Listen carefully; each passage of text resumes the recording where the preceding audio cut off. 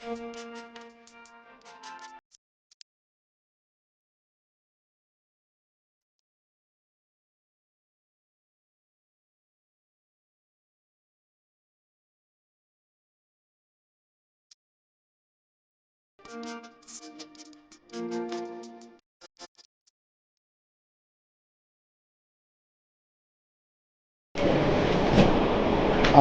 નવી સિવિલ હોસ્પિટલના trauma centre ખાતે એઆરવી વેક્સિનેશન ક્લિનિક કાર્યરત છે અને એ ક્લિનિકના આંકડા જોતાં લગભગ રોજ નવા 30થી 40 કેસ એઆરવી વેક્સિનેશનના હોય છે.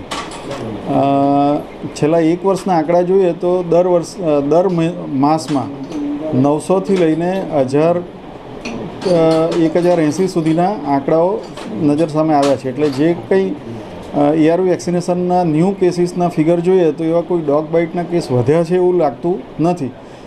અને ડોગ બાઇટના કેસમાં ખાસ કરીને એઆરવી વેક્સિનેશન એ 100% લાઈફ સેવિંગ છે. તાત્કાલિક જ બાઇટ થયો હોય કે બાઇટ થવાની શંકા હોય તો તેવા કેસીસે તેવા પેશન્ટે તાત્કાલિક સિવિલ હોસ્પિટલ અથવા તો નજીકના કોઈ પણ આરોગ્ય કેન્દ્રમાં તાત્કાલિક એઆરવી વેક્સિનેશન લઈ લેવું જોઈએ અને સરકારશ્રી તરફથી બિલકુલ મફત આપવામાં આવે છે. અને હવે 5 ઇન્જેક્શનની નવો જે કોર્સ છે આપ જાણો છો તેમ 5 ઇન્જેક્શનથી પતી જાય છે. ભૂતકાળમાં 14 ઇન્જેક્શન અમ્બિલિકસ પર લેવા પડતા હતા, એ ખૂબ પેઇનફુલ હતા. હવે તો આ તો ખૂબ સારું છે અને જે મોંઘા ઇન્જેક્શનો જે સરકારશ્રી તરફથી તદ્દન મફત આપવામાં આવે છે. સર, ખાસ કરીને ડોગ બાઇટ જો કરવામાં આવે અને વ્યક્તિ ઇન્જેક્શન નથી લેતો તો તેને કેટલા દિવસમાં અસર થાય છે?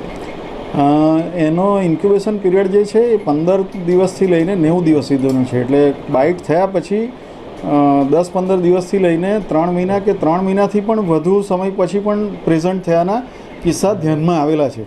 અને આ કેસમાં ખાસ કરીને એક નોંધવું યોગ્ય છે કે એક વખત રેબિસ થઈ ગયા પછી આખી દુનિયામાં કોઈ પણ એવી સારવાર નથી કે જેને બચાવી શકે. એક વખત રેબિસ થઈ ગયા પછી એનું મૃત્યુ નિશ્ચિત છે.